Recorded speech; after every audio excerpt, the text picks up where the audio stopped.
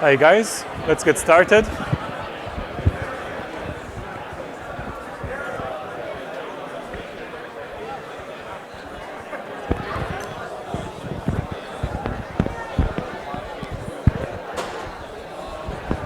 Guys, let's get started.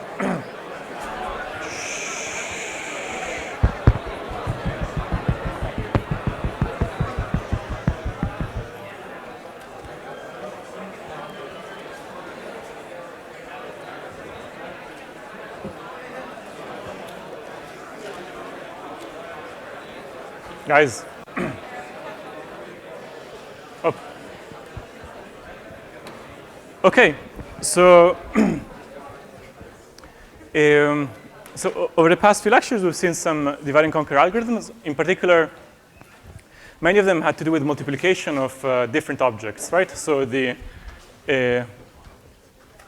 first lecture, you saw how to multiply integers faster than n squared, right? There was this you have a recursive algorithm where you save 1 out of 4 multiplications, okay? And that gave you an algorithm that runs in n to the log 2 of 3.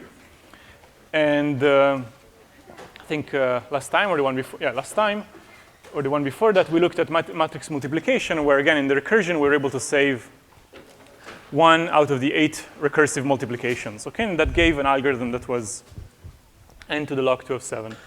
So today, we'll look at another so let's call it non-trivial multiplication algorithm. But this time, the objects that we'll be studying are polynomials. Okay? Now, I guess the same way that we didn't really motivate why it is interesting to multiply integers, I mean, probably shows up all the time. Just like the same is it is also the same for matrices, right? It's a fundamental object that you can represent all kinds of things as matrices. In matrix multiplication, something you would rather do efficiently. Similarly, polynomials show up all over the place. And maybe just to mention some keywords, places where they show up very often is signal processing and error correcting codes. They're a fundamental object. And so the fact that we can do matrix polynomial multiplication say, reasonably fast is a very important fact. Now, in particular, the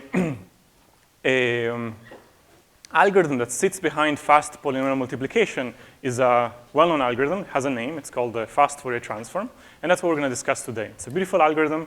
So the fact it exists implies many important results across not just computer science, mathematics, and engineering. It's used all over the place, okay? So, all right. So just so that we remember what is a polynomial, let's just kind of try to multiply two small polynomials, okay? So we remember what is the problem that we're discussing. And then we generalize it, we can talk about it, okay? So let's look at a simple example where we're given two polynomials, okay? 1 plus 2x plus 3x squared times, say, 4 plus 3x plus 2x squared. Okay? So, of course, we could be talking about polynomials in any number of variables. And the problem of multiplying polynomials is interesting across any number of variables. Today, we'll talk about specifically univariate polynomials. Okay? So there is one variable, and that is x. Okay? We'll also be working over the integers for now. So when I multiply these polynomials, syntactically, what do I expect as an output? A polynomial, right? And what is the degree of the output polynomial? 4, right? So it's the sum of the degrees of the two polynomials. This one is degree 2, this one is degree 2, so I expect a polynomial of degree 4 that comes out, okay? So how many coefficients does a polynomial of degree 4 have? 5, right? So there is the one for x to the 0, right? That's just the constant coefficient. X to the 1, x to the 2, x to the 3, x to the 4, and x to the 5. So whenever we are doing polynomial multiplication, we have to find a list of coefficients. In this particular case, we have to find the coefficient of x0, coefficient of x1, x2, and so on and so forth, okay? That is the task. Now, of course, this sort of variable x is just in our head, right? Really, the input is just a list of coefficients, 1, 2, and 3, that we interpret as the coefficient of the constant of x to the 0, coefficient of x squared. Another list is 4, 3, and 2, right? And we have to output a list of, in this case, sorry, there's no x to the 5 here. A list of 5 coefficients, okay?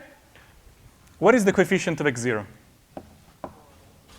4, right? Because when I cross-multiply all these things, the only way I can produce something with power x to the 0 if I put these two together, okay?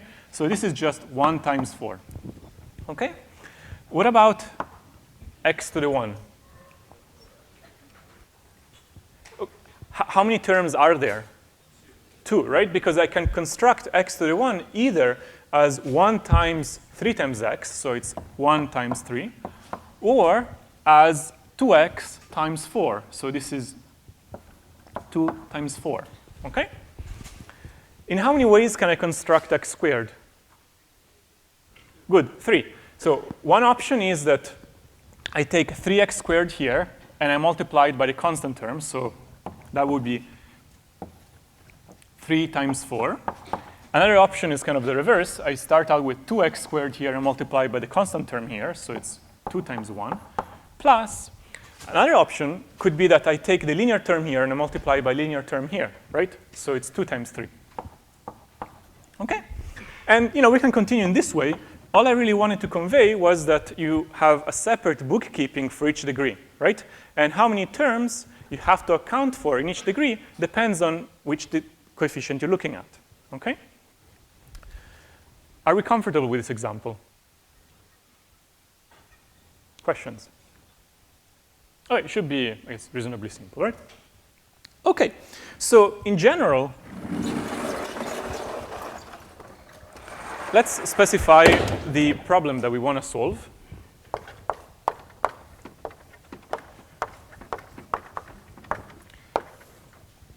In general, our input is going to be 2 lists, okay?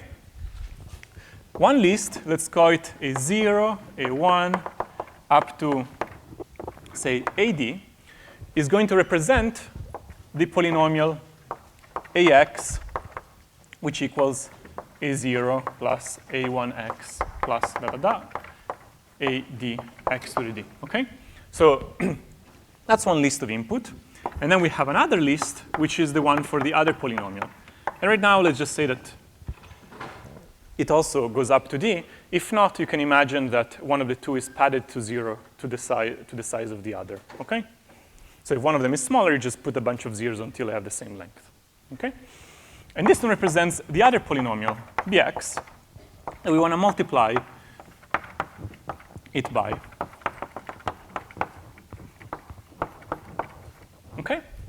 So again, these are in our heads, right? So we don't actually write down the variable x. So the actual representation of this polynomial is just a list. And the output is going to be a list from C0 until what? To d, right? So C to d, right? Of the polynomial C of x, which equals A of x times B of x. Okay? That is a specification of the task at hand. Is it clear? Good. So this is polynomial multiplication. And so just like in each of the previous cases, it is helpful to clarify to ourselves at least what is the straightforward way to perform this multiplication. Okay, so at least we have some concrete time that we're going to try to do better relative to. Okay? So what is the straightforward algorithm? Okay?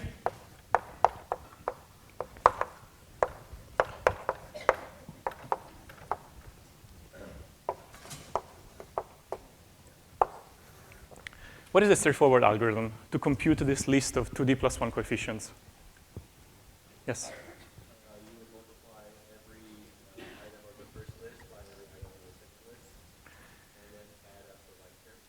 Yeah, right. So I have a bunch of cross terms, right? And so I could multiply kind of all of them, right? And then I need to group them together by degree, right?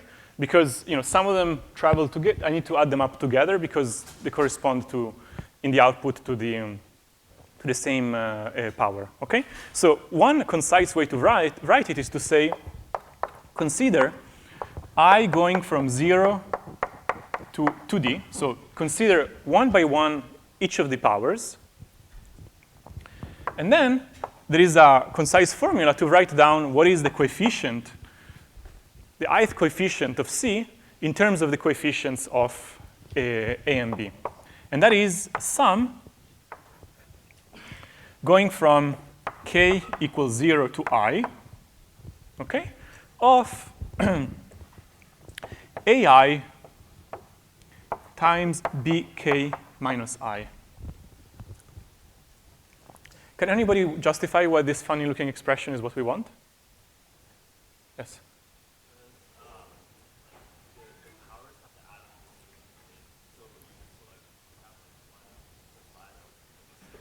Right, because AI comes from the power x to the I, and bk minus I comes from the power x to the k minus I. So when I multiply these two terms, and so I will get x to the I, which is what I'm considering here. And here I'm just considering all the possible combinations to obtain the power I. Okay, so these are all the coefficients that are relevant. If you look at the example here, that's precisely what's happening, right? So there is one way to construct the power 0. There are two ways to construct the power 2. There are three ways to construct so the power 1. There are three ways to construct the power 2, and so on and so forth, right? So this is this straightforward algorithm. You could code this up very easily, okay? It's just kind of very explicit, right? So, okay. The questions, yeah? Should it be A, K, B, I minus K? What was bk? So what do you want? Sorry.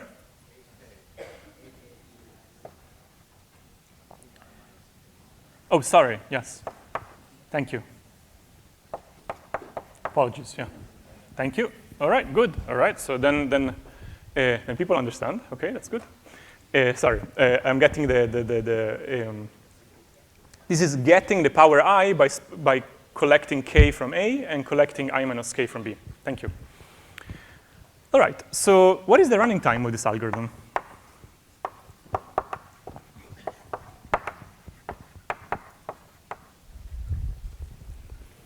So kind of the first sum is very easy, right? So it takes me kind of order of 1, the first sum, right? The second sum takes me 2, right? And I continue like this until what I? Until 2D, right? Now, of course, there are constants in front here. I'm sort of not considering the constants, but I'm looking. First, I have a problem of size 1 to solve. Then a size problem of size 2 to solve. In each of them, it costs me linear, right? Because if to construct the sum, it takes me just linear number of multiplications, a linear number of additions to construct the sum, right? So do we agree that this represents the work of this algorithm? Questions? No, because Okay. after you repeat, the number of multiplications starts to go down until it 0. Yeah, sorry. Then starts. This goes to order of D, and then it starts going down again. Yes. Thank you. Okay, rather than trying to write the exact expression, so at some point, like here, also it goes down. Let's see the pattern here. X3. So just to clarify, kind of, it looks like a pyramid. X3 here, you can construct it either as not as 3 terms, but as 2 terms, because it could be this guy times this guy, so that's 3 times 3. Or the other way around, which is 2 times 2, right? So this guy times that guy. And for the highest order coefficient, there's only one way to construct it, right? It is 3 times 2, okay? All right, thank you. So at some point, blah, blah, blah, it becomes 2 plus 1, okay? Thank you. With something in the middle, I'm not going to try to figure out right now. Anyways, the order of this sum is clear. What is the order of this? D squared, right. All right. So this is kind of our baseline, okay? So it is great that we get d squared rather than d to the fifth. I mean, that's certainly a good thing. But we would like to do better, because this algorithm is kind of basically taking the definition and just applying it, right? I mean, this is the definition of the ith coefficient of the output, and we're just kind of going ahead and computing it. Okay? So are we fine with straightforward algorithm? Excellent. All right, so so in the past, we did better by sort of writing to some extent, a simple recursion, right? We would kind of try to write C of x as some smaller sub-problems and try to recurse on that, okay? Now today we have a lot to cover, and I'll just say that that particular approach naively doesn't really work. We'll kind of see at the very end that actually does work to some extent, but not really directly, okay?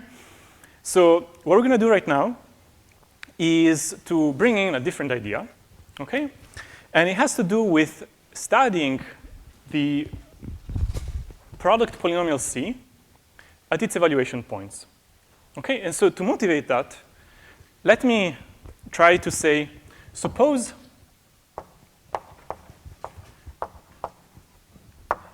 I want to know not C of x, but just one value of C of x, say C of, I don't know, 1. Then what do I need to do? Do I need to do anything complicated?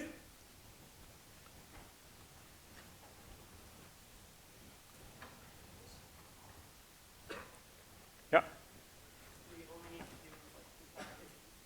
Excuse me?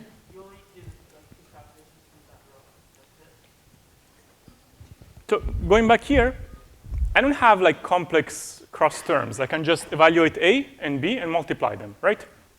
I could, of course, I mean, to evaluate, to compute C of 1, I could compute first C of x, okay? And then evaluate C of x at 1.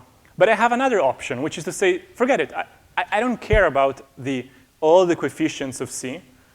I just want C at 1, okay? So why don't I just directly plug 1 into either of these two things, evaluate them, okay, and then multiply them together. So kind of compute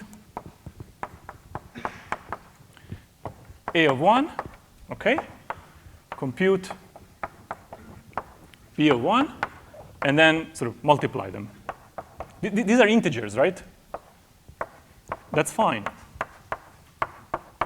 Right? So in particular, here, I had to do work that was less than n squared, okay? I don't have C in my hand. All I'm saying is that, look, I can get an evaluation of C, a particular evaluation of C, without having access to all the coefficients, because I'm using the fact that actually evaluations behave nicely, okay? Let me kind of, more generally, or as another example, suppose that I want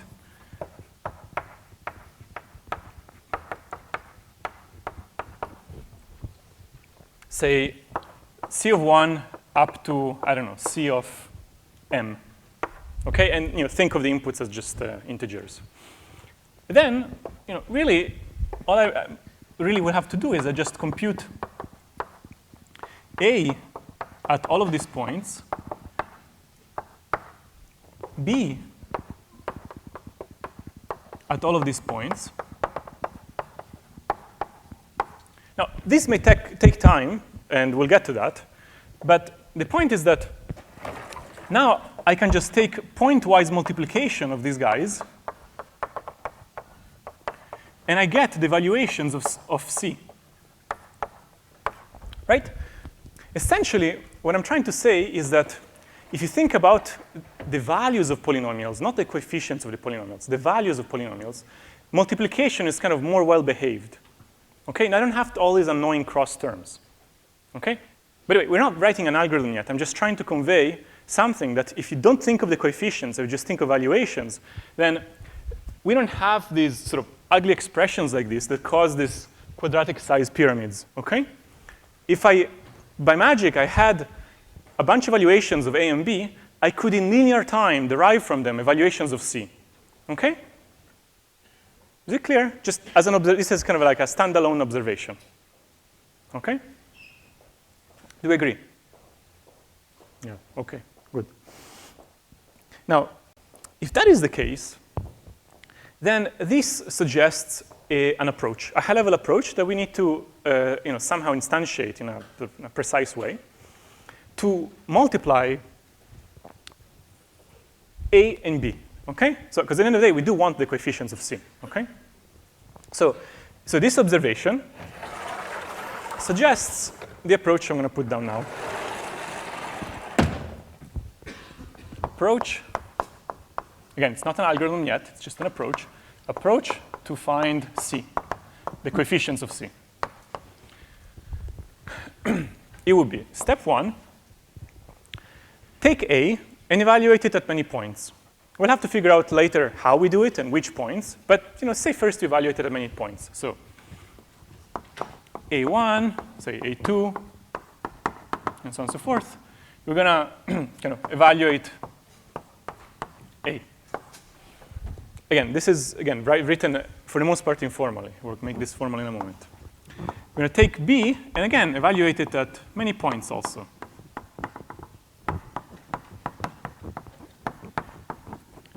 Then, using the observation that we just made up there, I can pointwise multiply each of these evaluations to get corresponding evaluations about C, even though I haven't seen yet the coefficients of C. Okay, so I take kind of these two, okay, A1 times B1, and obtain C1. I take these two and obtain C of 2, right? And I continue. Notice that this is just order of a, let's call the set of evaluation S, okay? This is order of S operations, okay? Because given two evaluations of A and B at a particular point, it suffices one multiplication to obtain C of 1, okay? And I do it again here, here, here, here. Now I have many evaluations of C. I'm not done yet. It's just many evaluations of C. What I wanted was the coefficients, okay? So our last step is going to be to interpolate to find C. We have many evaluations of polynomial. We can try to interpolate, okay? Now, some comments, okay? One is we had a reasonably nice problem, and now we turned it into an ugly approach. So we have a bunch of other problems. What are these points? Can we really evaluate faster than n squared?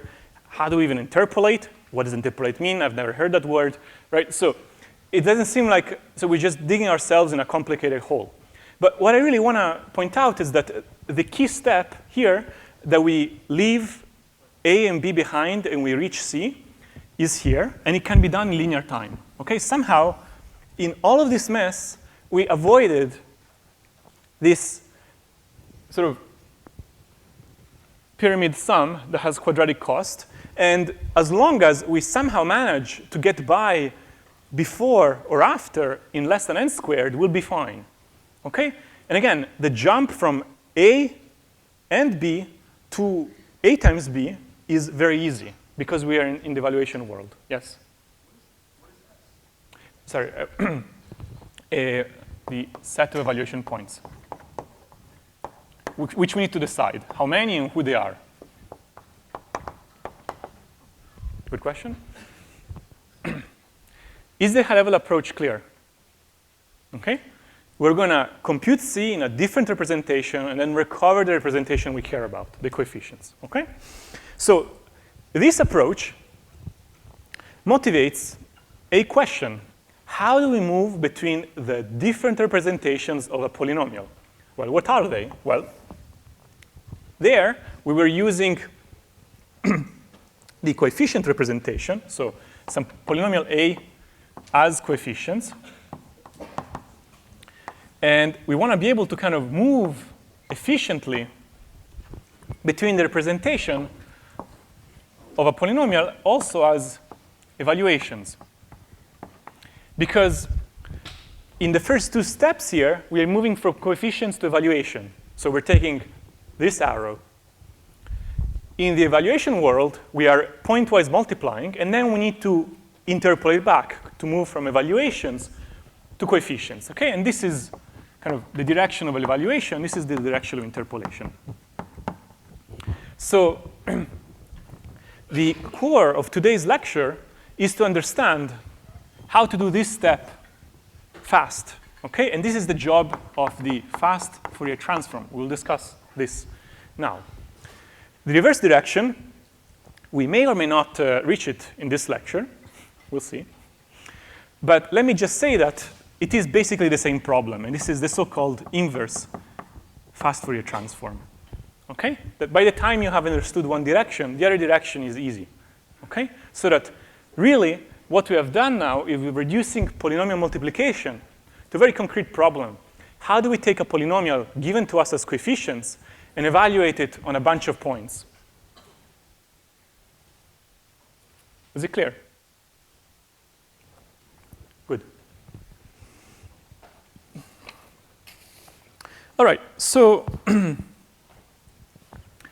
just to remind ourselves how are polynomials represented as coefficients and evaluations related, let's just go through a couple of very small examples, starting with a very, very simple polynomial, that is a degree 1 polynomial, also known as a line.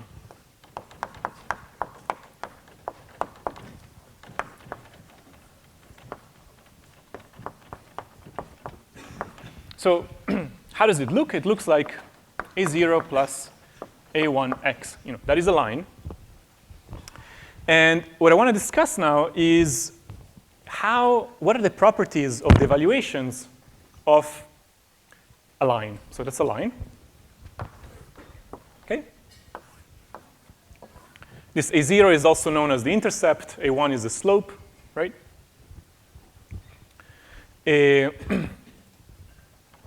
And the first thing I want to try to sort of understand is how big should this S be? How many evaluation points do we need?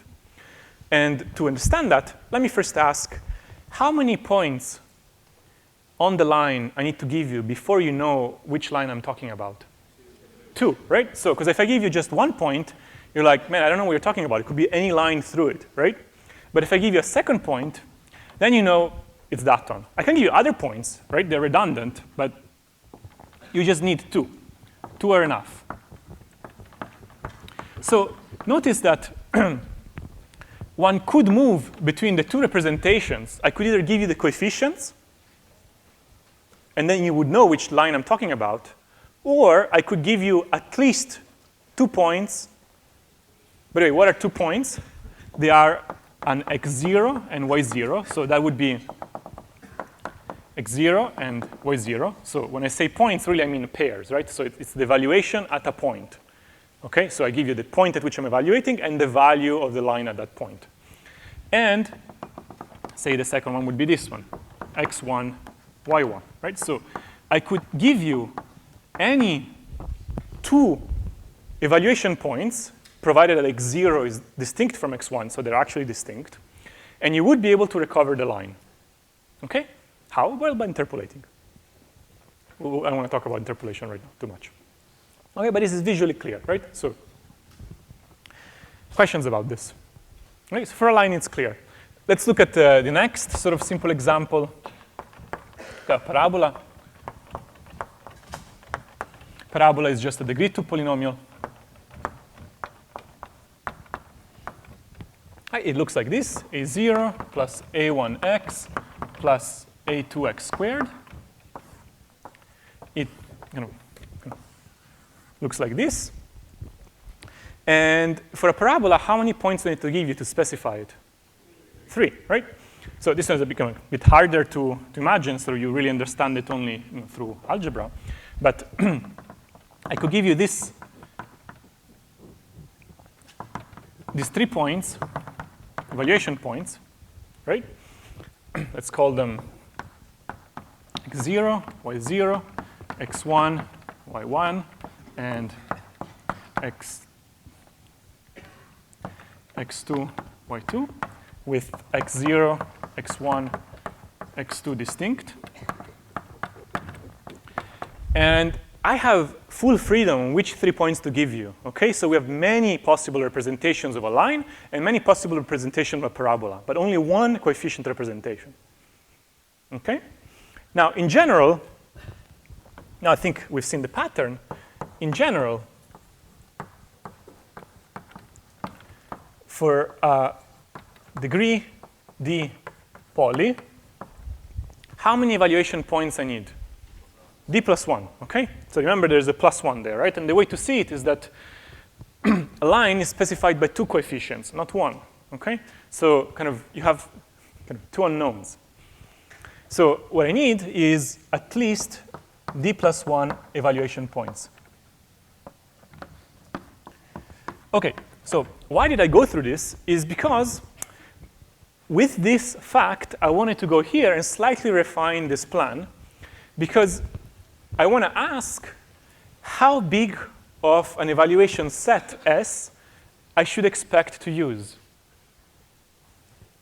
Could I use S of 1 point? That would be nice. I just need to evaluate A at 1 point, B at another, right, and then interpolate. How big should I pick S here?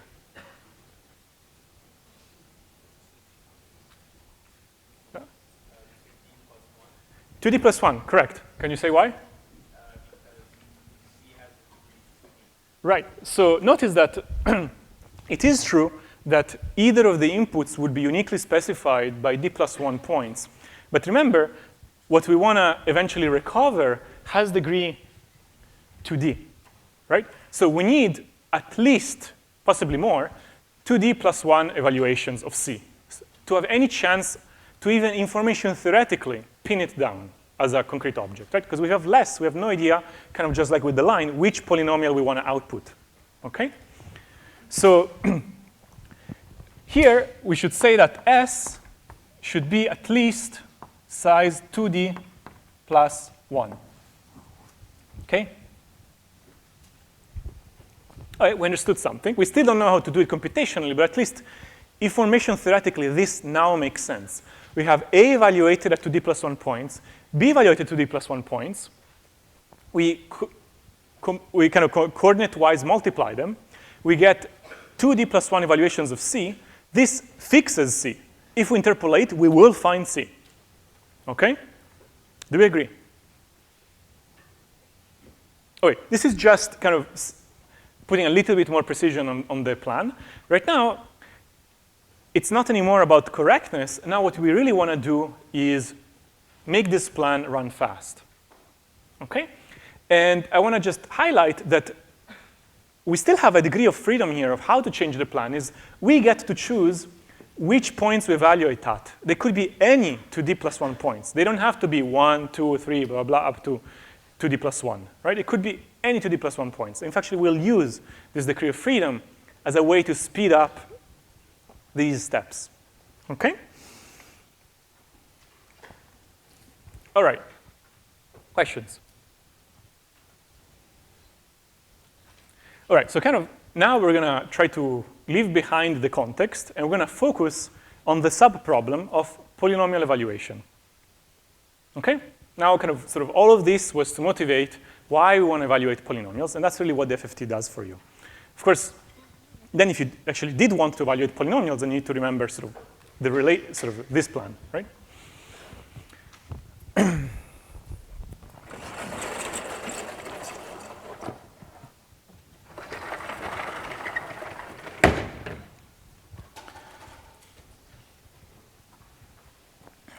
Doing great on time, excellent. Since we are doing great on time, today I had a sandwich at Hummingbird. And I couldn't but notice that one of their bread options was the following. Which was very curious. So this actually would be read as ciabatta, but really I think what they meant was ciabatta, which is a type of Italian bread.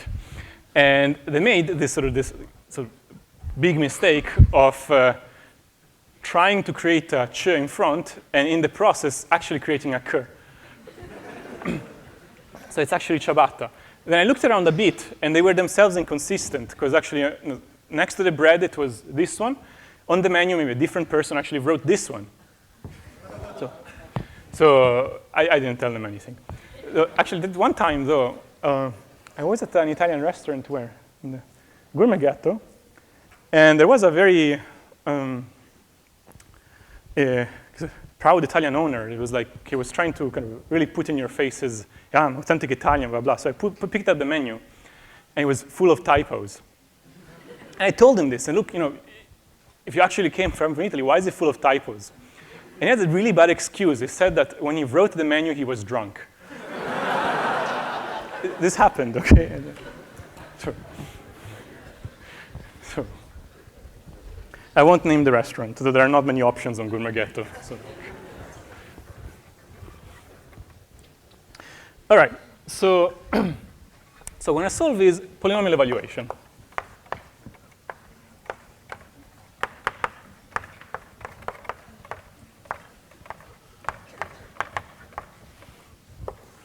So now the input to us is going to be just one polynomial. So let's say A0, A1 through AD. And what we want to output is going to be A at some set of points, say alpha 0, alpha A at alpha 1, and so on and so forth, up to A at alpha D. Okay, and we get to choose, so we pick the alphas. Okay? Again, so I have D plus 1 inputs that represent the polynomial A of x, and I'm providing as an output the minimal number that I need to evaluate, say, D plus 1 in this case. Now, of course, whenever we would run this thing on A, we would actually we're going to pad out the input with a bunch of zeros until 2D, for example, right? But for now, let's just look here. Now, again, to get a baseline, let's understand what is the straightforward way to do this.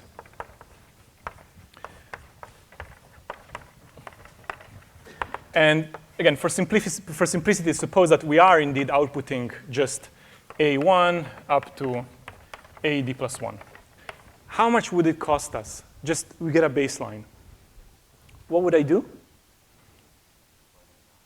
I plug in the value for each of these points, right? So I say 4, kind of I equals 1 to D plus 1. It says compute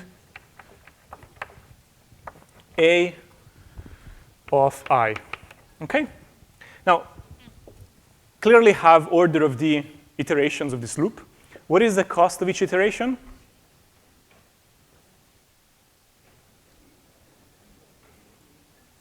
D. But by the way, like evaluating a polynomial in order of D time is possible, but is non-trivial. Does anybody know the name of the trick? Think about it, right? Because if you have this one, yeah, you clearly have at least order of D work, but you also have the exponentiations to do, right? So it looks like it might take you D log D, right? But there is something called Horner's rule, which, have you seen it before? Some of you, okay. So I'm not going to talk about it in lecture. It's in the book, and it's not very important for today. All that I wanted to say is that it is actually possible to do this in order of D time by Horner's rule. Again, it's in the book. It's a useful thing to know. Today we have enough to do on it as is. And the point is that this entire thing is going to be order of D squared. Okay? So this is just to point out that if we just do the first step naively, we're back to n squared land. And at that point, might as well have done the naive algorithm. Okay? So we really have to do something new. Okay? All right. So let's do something new. So what should I cancel? Well, remove the top board.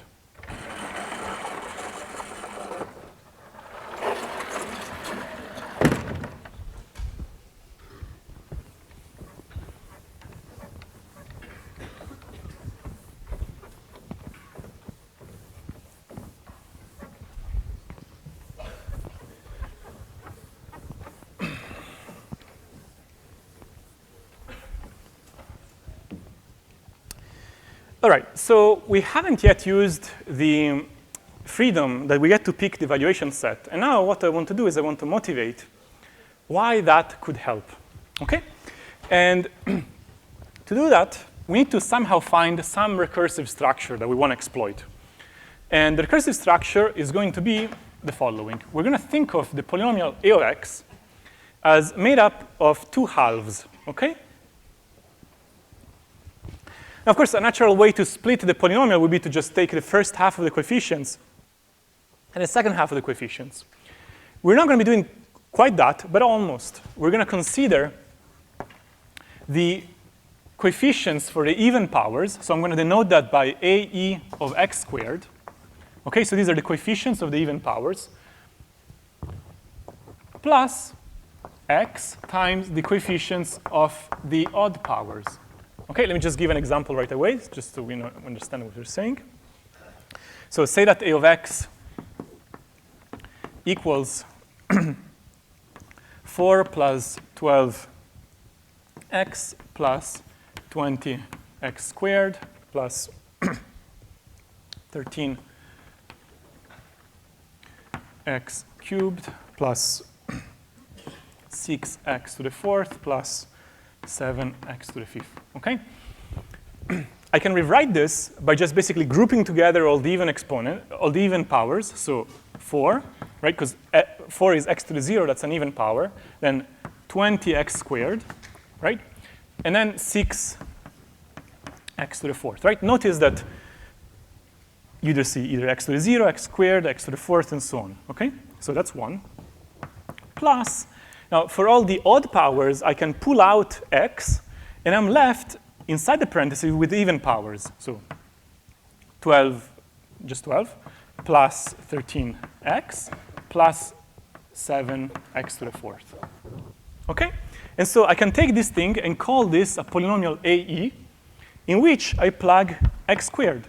And here is a polynomial ao, not a0, ao for odd, x squared. Because ae, I'm thinking about it as a polynomial. And the polynomial is given to me as a list of coefficients. 13x squared as opposed to x. Sorry, yes, x squared. Thank you. Thank you. Yeah. Wait, is it clear what I did here? We're just kind of reshuffling things so that all the even powers are together and all the odd powers are together. The odd powers share an x, we pull it out, and we're left just with polynomials in the variable x squared. Okay, so far, it doesn't look like, why would I want to do that? The reason why I want to do that is because of properties of squares, okay?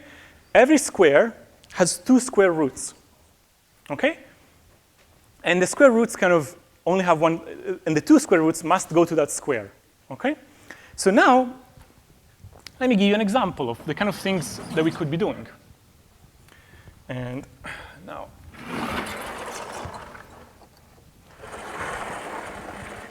okay, so I'm going to remove the definition of polynomial multiplication, because at this point, we're talking about other things.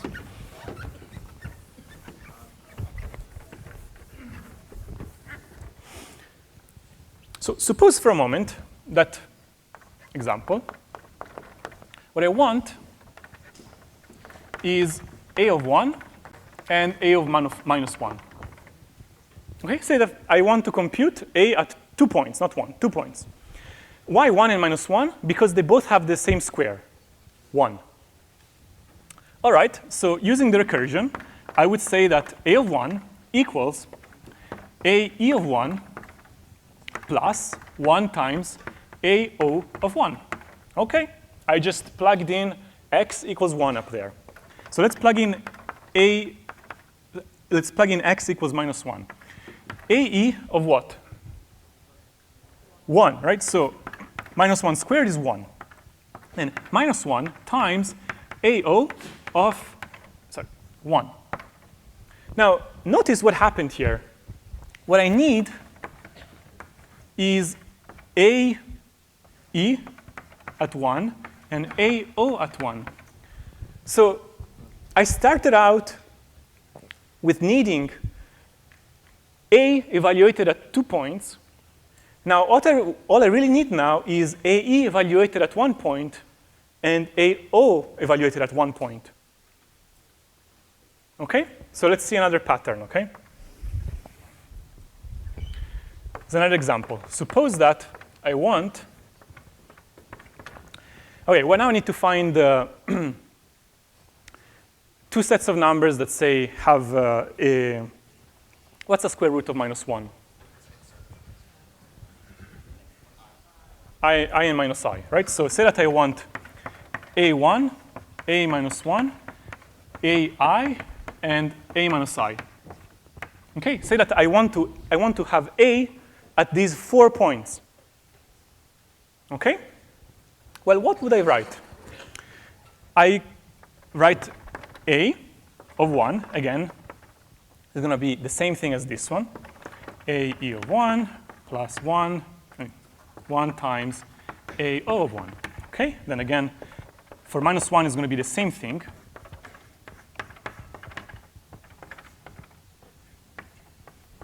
Okay?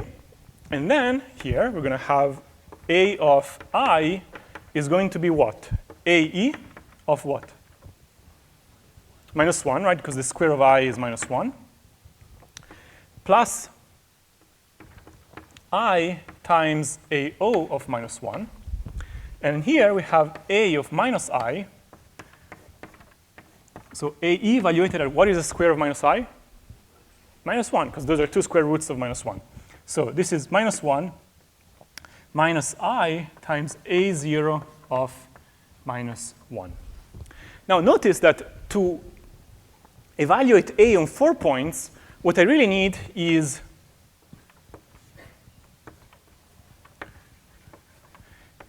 AE at 1 and -1 and AO at 1 and -1. Why? Because, look, these are the same, these are the same, and these are the same, and these are the same. They're combined differently with different coefficients, but the recursive call, the point is here that because kind of squares make different numbers collide, what the two numbers are, well, the two square roots, I can actually architect things so that when I square, things collide, and the two subproblems are actually the same. If I had taken, instead of 1 here, instead of taking 1 and -1, I would have taken, I don't know, 1 and 3, right? I wouldn't have the privilege of having this computation shared between the two and that one. Is it clear? I used the square because I want to have these two computations to be shared. Okay? So now we can take a step back and look at the general pattern. Okay? But first, questions about the examples as they are. Is it clear that because of the square property, I did some, some saving here. Here, it's not clear why it's impressive, but I do need fewer subcomputations than if I had used an arbitrary set of numbers. Questions? Okay, so the squares help us with the subcomputations. So now we just need to kind of step back and see how we can generalize this idea, okay, to actually get a speed up at every layer, right? Because what we want to start out with is D or D+1 evaluations, okay? And then we actually need to kind of get to the end. Here we are starting at the tail of the recursion. So, yes? So if AE is like AE is what? has like squares, right? Then why is AE of 1 not equal to AE of -1 and like No, because I'm plugging in, when I write AE of x squared, I don't mean that AE only has squares. I mean that I'm plugging in x squared. Now, the polynomial AE, kind of, what is AE of x?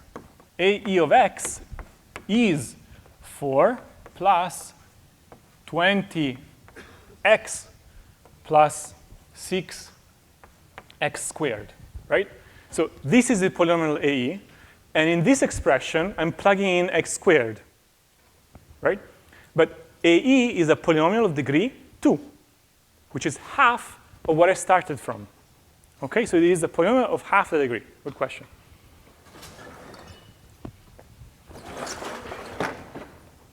More questions? The next 10 minutes is going to be kind of the crux of what we'll see is the fast Fourier transform. Okay, so let's do that. So I'm going to keep the plan here, and I'll get rid of the naive algorithm for multiplication.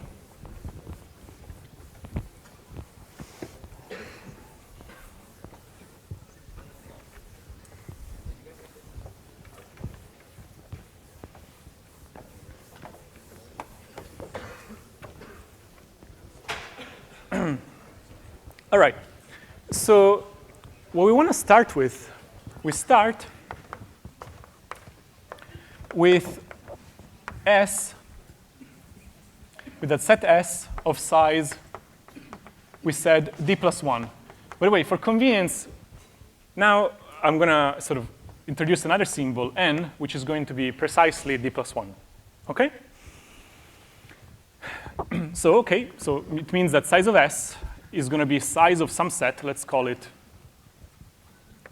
alpha 0, alpha 1, alpha n. And this one has size n. So n minus 1 here. Now, in the recursive call, which set am I interested in evaluating polynomials? So there's the next kind of recursion. Which set do I want to look at? So with this recursion, what is the set that I need to look at when I apply the recursion? So here I started with, for example, the set was 1 minus 1, I, and minus 1. And in the next subproblem, the new set was 1 and minus 1. Who are these guys? They are all the squares of the input set, right? Now, if I start out with this set and I do the recursion, what would be the next set? Alpha 0 squared, right? Who else? Well, alpha 1 squared, right? And up to alpha n minus 1 squared. But what we want to do is we want to architect the set so that even though I'm squaring n things, I am only left with n over 2 distinct elements. So maybe this guy goes here, but also some other guy kind of hits it, right? And vice versa. Kind of here I'm writing just kind of the squares. So we want this set to have size n over 2, right? We want to square and have half as many elements as before, so that the subproblem will be take the polynomials AE and AO and evaluate them on a set of half the size. Because we want to halve not just the degree, but also the size of the set. So then another recursion, we square again, and we get the fourth powers. So A0 to the fourth, A1 to the fourth, up to alpha n minus 1 to the fourth. And this should have size n over 4. It means that A0 to the fourth appears 4 times in the set, OK? So I don't really need to write it 4 times. It's just right now I'm showing the pattern.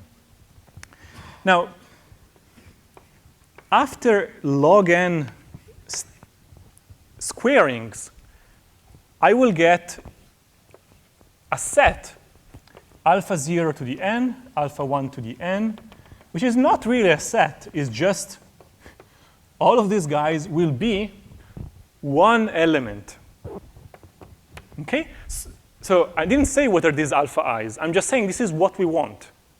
We want that with every squaring, we have this kind of 2-to-1 map, OK?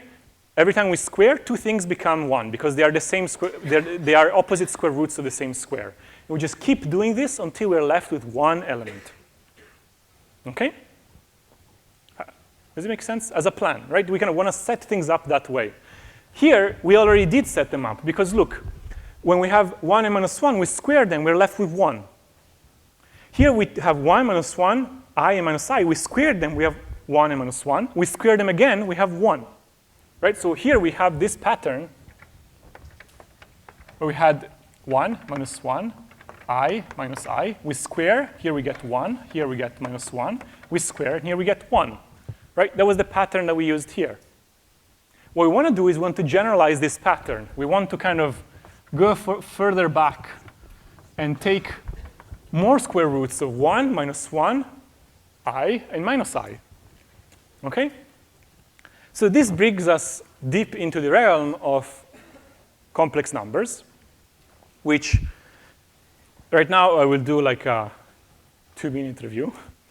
And then I think there are homeworks assigned to remembering how complex numbers work. Here we are specifically going to be making a very light use of complex numbers.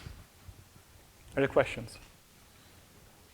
OK, so we want to set things up so that here we have 1 element. Here we have 2. Here we have 4, right? And blah, blah, blah. We get to the top here, and we have n things. OK? So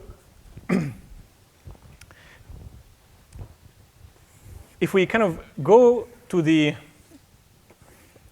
complex plane, where here we have the reals, here we have the imaginary numbers, and we sort of look at, for example, what happened in this example. So let me do it maybe here.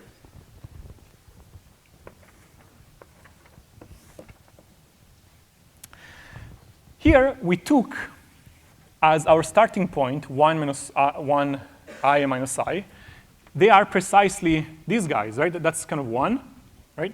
This is I, is minus 1. This is minus I. Just to double check, kind of, how many of you have seen this picture before? Oh, yeah, 3/4, OK? For the other quarter, you'll catch up very fast. Essentially, what we're doing is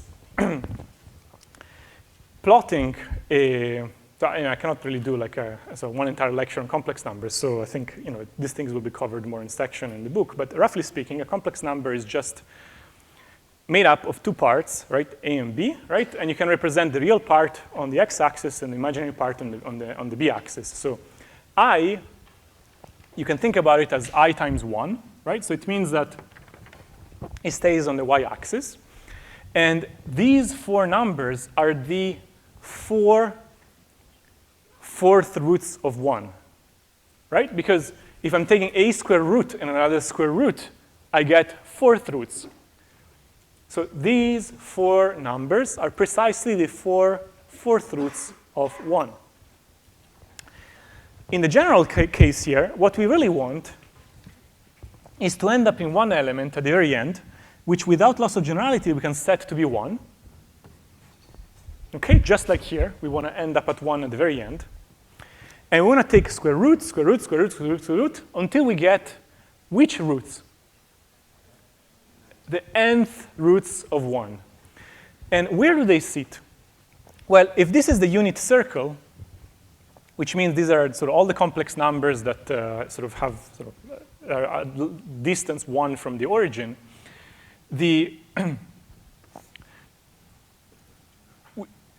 all of the nth roots kind of sit kind of at equal distance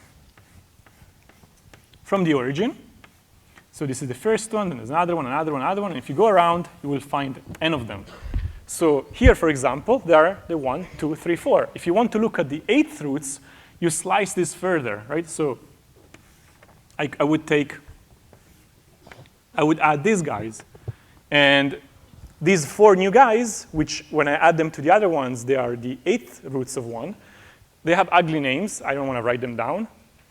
You would have to kind of figure out what are the coordinates of something sitting on a circle at 45 degrees through. OK? But they're there. We don't have to worry about their ugly names. The point is that they're there. In general, basically, all of these guys are the solutions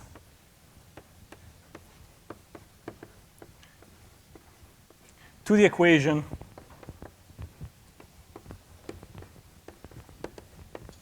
z to the n equals 1, right? Because they're the nth roots of 1. And the first guy over here has a special name. It's called the primitive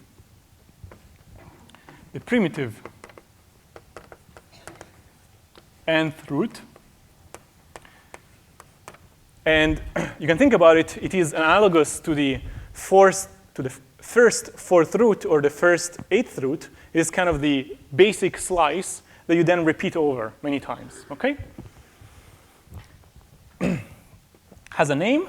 Again, sort of this should be, you can look at it in the book, is e to the 2 pi I over n. It doesn't matter what the name is. The important thing is that it has the property that him and all of the other guys, which are omega squared, omega cubed, omega to the fourth, all the way up to omega to the n minus 1, and 1, which is the same as omega to the n. They're all on the unit circle, and they follow this structure. You can keep multiplying by omega. You go around, OK? And so what? OK, the point is that if we take n to be a power of 2,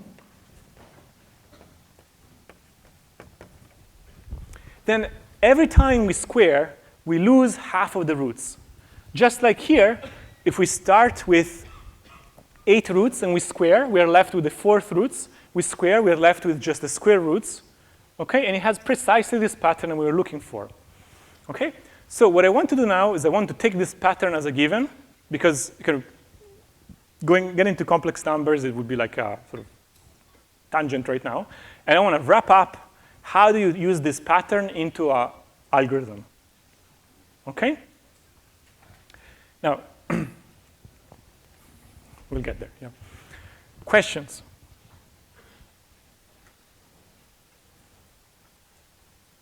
Yeah?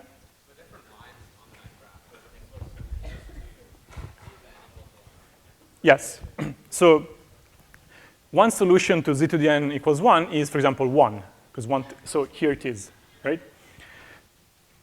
Let's say n equals 4. Another solution would be minus 1, which would be here, right? And in general, not over the integers, but over the complex numbers, you're guaranteed that for any n, you will find n solutions. And they're precisely, basically, the things you find in the circle at a distance of 360 degrees divided by n. Or another way to put it, 2 pi divided by n. OK? Question? Excuse me? OK, the question is, why do we want n to be a power of 2? The answer is because we want a nice structure that every time we square, we lose half of the elements. If n weren't a power of 2, then some guys would kind of be left alone, right? So we want some sort of rigid structure that we can understand. Let n be a power of 2, and we pick the nth roots of unity when n is a power of 2. So we go from n to precisely n over 2 to precisely n over 4 to precisely n over 8. This comes without loss of generality, because if you get some concrete degree d plus 1, you can always pad it to the next power of 2. And the next power of 2 cannot be so far away. It's at most 2 away, right? So it cannot change really the size of the input. Good question. Yes? The nth roots of unity. There are no others. The question is, does it matter which nth roots of unity we pick? Kind of, yeah, we need to pick all of them, right? And there are no others, OK? So this is a polynomial of degree n. It has maximum n roots. Over the complex numbers has exactly n roots, OK? The nth roots of unity. Why unity? Because I put a 1 here, right? We could also take roots of some other thing, right? We could say the roots of, I don't know, 42. And then we put 42 here at the very end. But it's immaterial, kind of which endpoint we pick. So might as well pick roots of unity so they're nicely sort of visualizable on the unit circle in the complex plane. So with this pattern, we can write down pseudocode for this problem so that we can solve it much faster than in quadratic time. OK? So let's do that.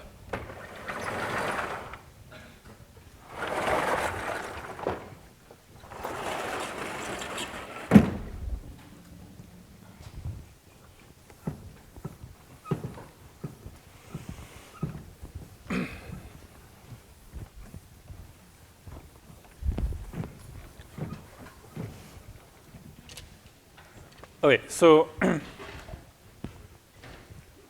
there are moments when you really have to pay attention, OK? I don't know, when you see, I don't know,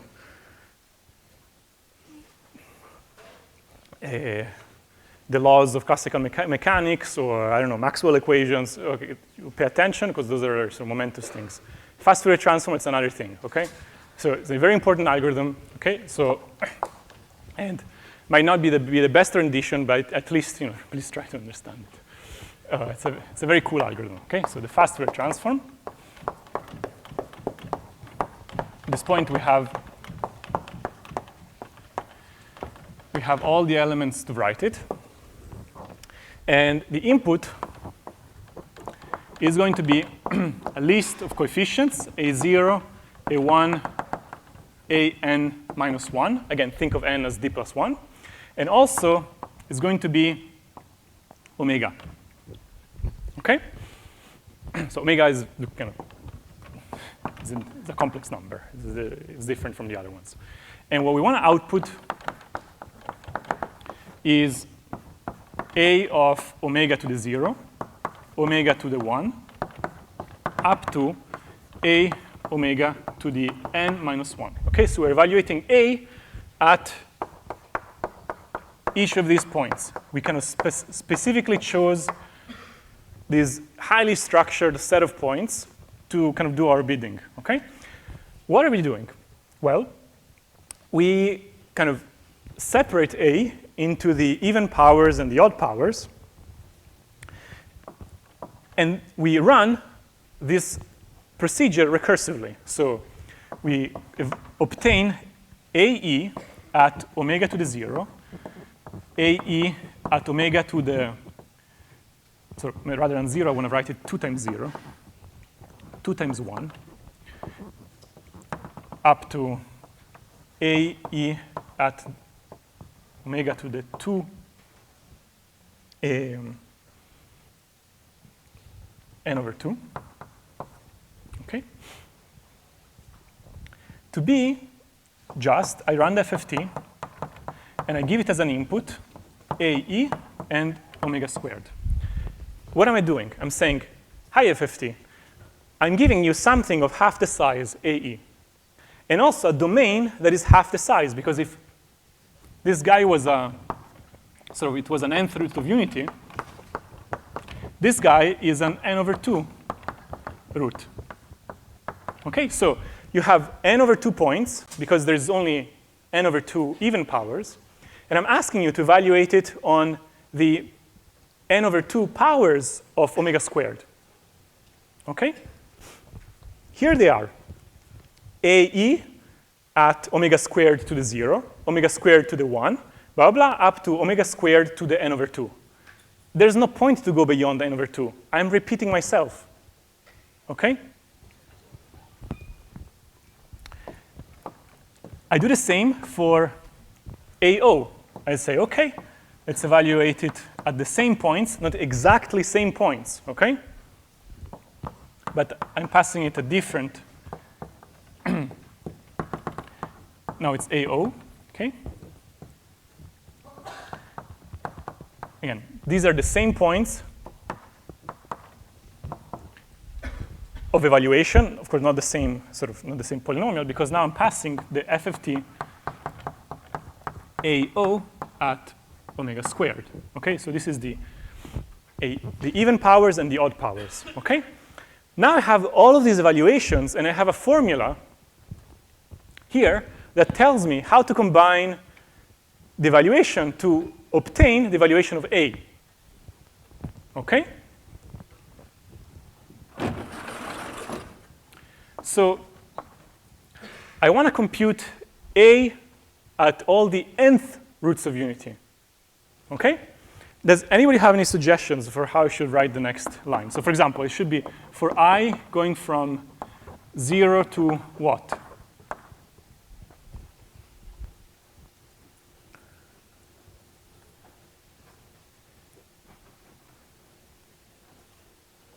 So let's maybe kind of write, before we kind of write there, let's write one thing that I could be doing. So let's say that I want A at omega to the I.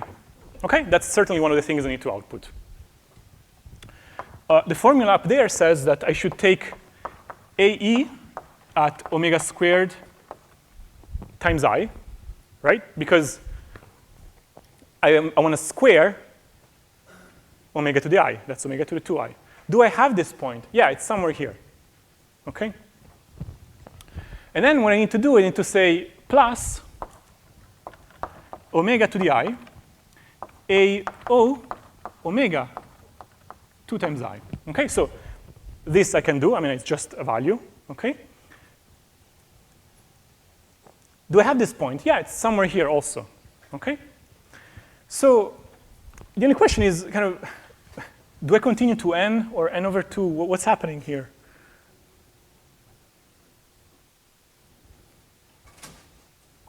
Okay, there are two ways to see this. One is it is correct to write n minus 1, okay? But then we have an observation to make.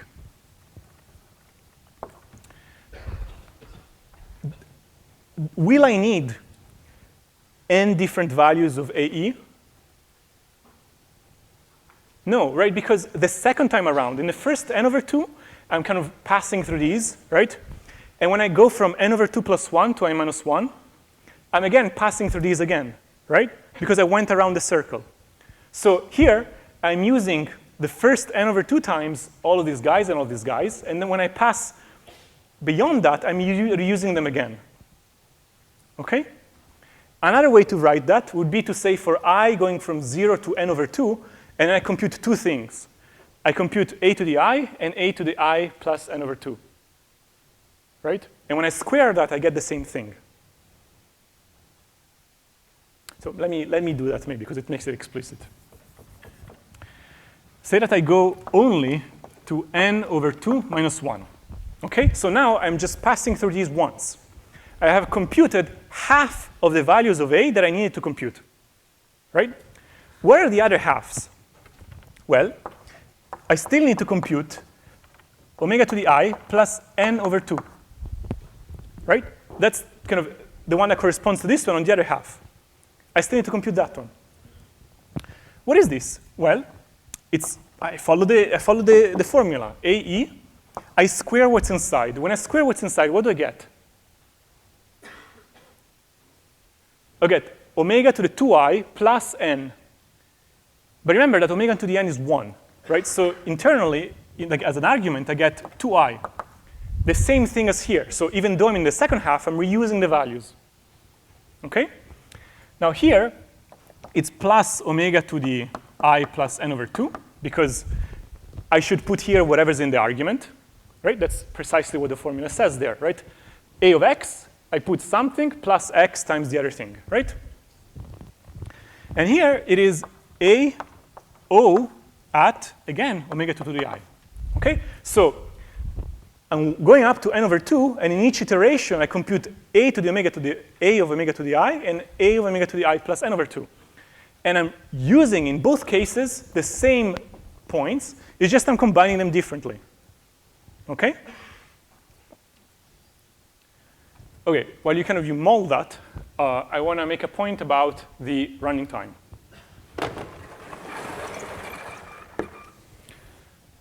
Let's at least elucidate the structure of the algorithm. It is a recursive algorithm, right? Because here there are two recursive calls.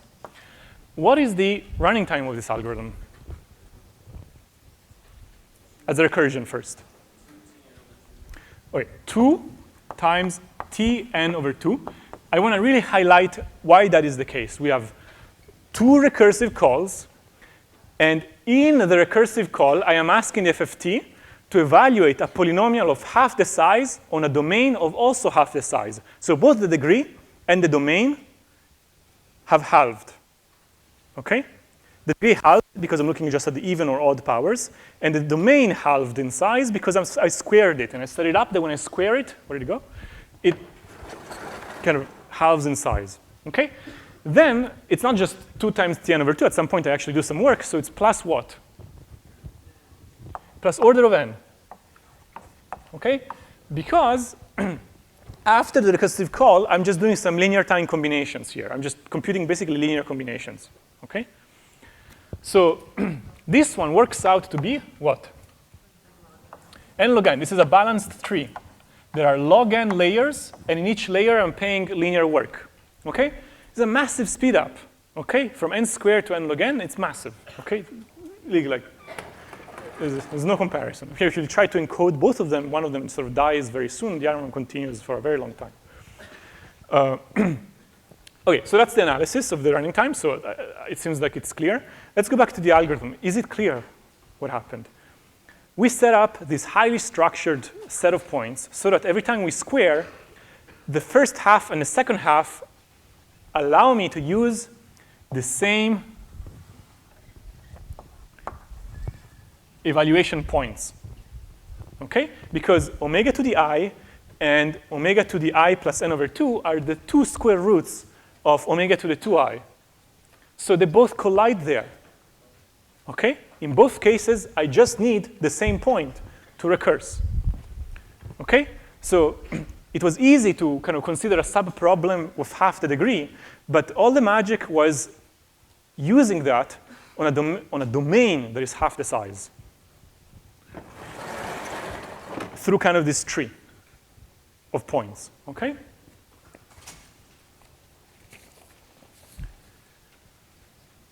By the way,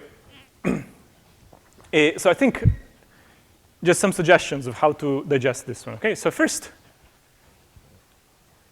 it's not that difficult, okay? So I think that, in my opinion, there are more difficult things later in the class, but somehow there is this one has terrible kind of PR and, oh, the FFT, so then you approach it, you're already scared, right? So I have a different opinion about what's most difficult in this class. Actually, it's not too complicated. It's just clever. It is clever, okay? But there's nothing too deep going on, okay? So once you set up your points right, the recursion, it's kind of obvious, okay? And there are two ways to try to understand it. One of them is like directly like this. And another way, which is covered also in the book, and I encourage you to look at both ways to understand it, is to view polynomial evaluation as a linear transformation. So you're just multiplying an n by n matrix on your coefficient vector. And what this algorithm is doing is basically a way to compute that matrix implicitly. And you can see the recursive structure on the matrix. And I think kind of when you see both views, it will they kind of reinforce one another. Okay? So next time, we'll continue with other things.